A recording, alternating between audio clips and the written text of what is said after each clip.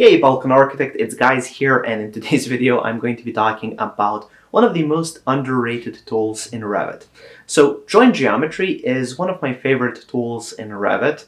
I know I sound like a kid, I have a favorite Revit tool, but that's the truth, and I think it's a little bit underrated. People don't know how to use it. It's not common knowledge when it comes to people that use Revit. It's not common knowledge how exactly this tool works and how it can improve your workflow and what are some of the important things that you should know before you use the tool, because in the end, the project documentation that you produce, it heavily relies on the proper use of this tool. So it's really crucial to know how exactly it works. And that's why I decided to make this video where I'm just going to go step by step explaining how the tool works, how it operates, and how it changes the data that you create in Revit when you use this tool. So that's what this video is going to be all about. Now, if you want to learn more about Revit, I actually have a website with over 100 hours of courses. So it's going to be the first link just below the video. It's called balkanarchitect.com, and there I take the extra time to go slowly step by step and explore all of the Revit's beginner, intermediate, as well as advanced level topics. So if you're interested, please check it out. Also, make sure to check out my Patreon. That's going to be the second link in the description, and that's where I upload all of my Revit project files. So make sure to check that out as well. And also, make sure to like this video. It helps me out a lot and helps promote the video to other people that might want to see that. And as I said, this is an important topic. And finally, make sure to subscribe. I make useful Revit tutorials each week. I make 3 tutorials, so makes sense not to miss them. Okay, sorry for all of this. Now, without any further ado, let's get straight into Revit. And here we are in Revit. So this is just going to be the first kind of demonstration of the most basic and rudimentary form of joint geometry, how you can use it to kind of fix certain situations in Revit. So here you can see that I have a wall. So this is just a simple wall segment. Here we have a floor, and then here we have a little beam segment. Now, just if you're wondering how I managed to make this look like a section in 3D, it's simply by using a section box, which is currently hidden. If I were to go here to reveal hidden elements, you can see that this is a very, very long section box that's kind of cutting this little detail out. Anyways, so here we have that segment, and here I have an actual section where you can see that. So a wall, a beam, and then also a floor here. Now the main material here that you can notice is this gray material, which is concrete. So usually if you have a wall that looks like this, and a floor and a beam, and everything's made out of concrete, so this part of the wall is concrete, this is concrete, and this is concrete, that should all kind of come together in just one kind of monolith. So let's see how can we use the joint geometry tool to join this together. So joint geometry is located here on the modify tab, and it's on the geometry panel, and here we have the joint geometry. That is not to be confused with the cut geometry. Anyways, you just click on the joint geometry tool, so just click here on the main tool, or you can expand the drop menu to see the rest of the options, but let's just click on the main tool, and then you can, well, join some geometry. So first you click on one of the elements, let's say here the wall, and then I'm just going to click on the beam, and it's just going to join those two together. So these two are now together, but still the floor is kind of separate. So now we can select that beam and the floor, and now that is joined together, but still here we have a small issue. Now the reason for this issue is because the floor and the wall are not joined together yet. So let me just join these two together, and as you can see now, this is one kind of completed segment of wall, beam, and floor. Now I'm just going to hit the escape key a couple of times and then go back a few steps before this was all joined together. So something that's really important that I would like to show you is what this joint geometry tool actually does to the model elements. So let's now transfer to the 3D view, and now let's select this floor segment that we have here. So if I select this floor segment, go to our properties, If I scroll down here under dimensions, you will see that Revit actually reports the perimeter, the area, the volume, and so on. Now, in this case, the volume is what I'm interested in, and I'm interested in seeing the change, what happens when I join all of this geometry together. So let's select this floor, for example, and I'm just going to open up the snipping tool here, and I'm just going to take a little snip and just take this information here. I can even highlight that simply like this. So this is the volume. So this is what I'm interested in. And I'm just going to drag this over to my second screen.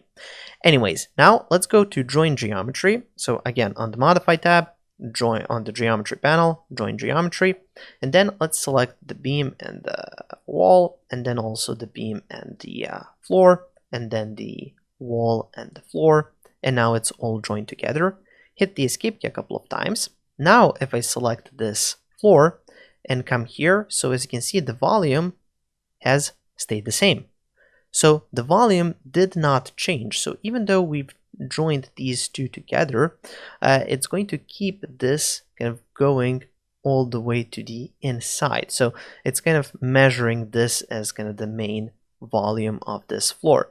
If I select the beam, as you can see, the beam only highlights on the bottom. And then if I select the wall highlights over here. So looking from this, the main part is the floor. So the floor kind of goes all the way through and then kind of won the whole join geometry. But we do have an option where we can switch the join order. So we can switch this from being kind of the main one to perhaps the beam being the main one or the wall being the main one. In this case, I'm guessing the beam should probably be the kind of the main structural element. So what we can do in that case is simply go here to Join Geometry, open up the drop menu, and go to Switch Join Order. This allows us to select two elements, and then Revit is going to switch the join order. So now if I select this, as you can see, only this part highlights. It no longer highlights all the way to the inside. And if I select the beam, the whole beam highlights. And if I select the wall highlights only here, but not where the beam is.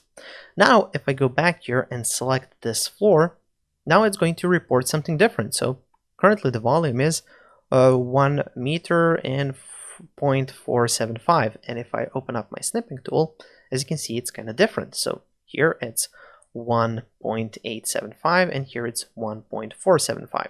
So the volume is going to change, but only to those elements that are affected or subtracted using join geometry. So this is something to take into consideration.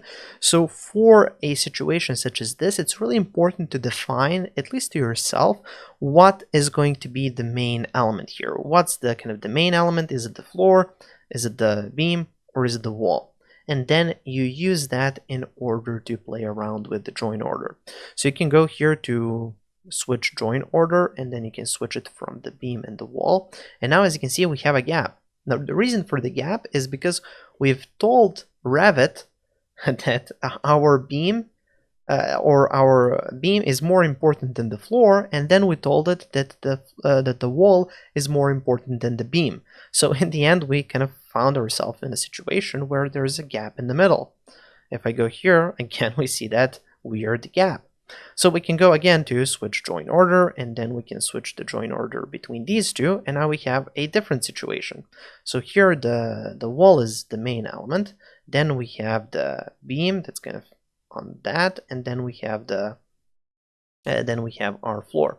So we can just go and play around with this all day long, playing around with different join orders, and then see how that is going to appear when we select the elements. And selecting elements is usually the best way to determine what is the correct join order and which element stays here. So in this case, only the beam stayed the same, the floor is smaller, and obviously the wall is smaller by this section of the wall here.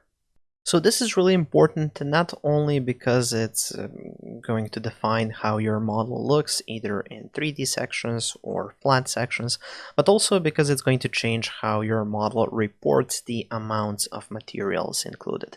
So here we have obviously less concrete in this floor than we did before we've joined it to the wall. So it's really important to join your elements because it's going to make it look nicer, but also it's going to give you a more accurate quantity of materials, which is going to give you a more accurate cost calculation, which is going to make your client very happy because you're giving them an accurate estimate, and also you're not counting double the materials in areas such as these here, where we have three elements: the floor, the wall, and the beam overlapping in one space.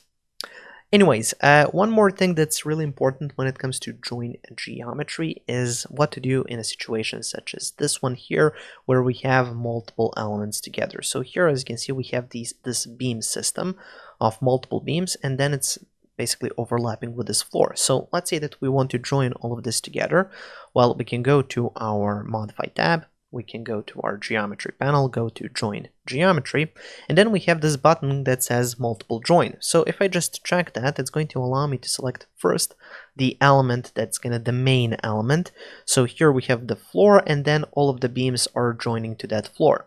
So we first select the main one, and then we can select all of the individual beams and just add those to that floor.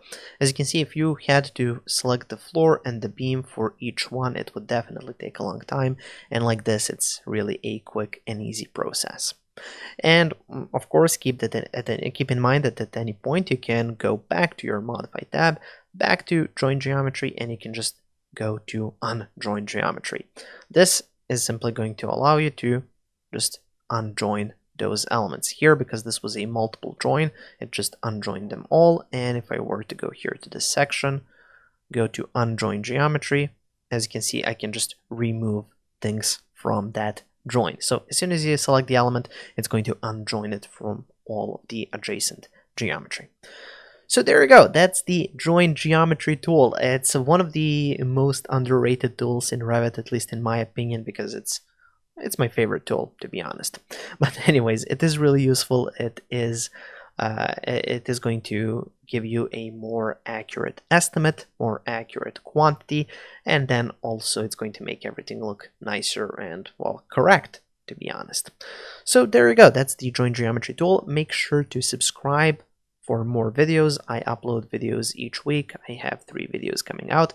And also make sure to like and share this video. It does help me out a lot. Make sure to leave any comments if you have any questions, comments, or suggestions. And if you're interested in any of my courses or my Revit project files, check out the links in the description for that.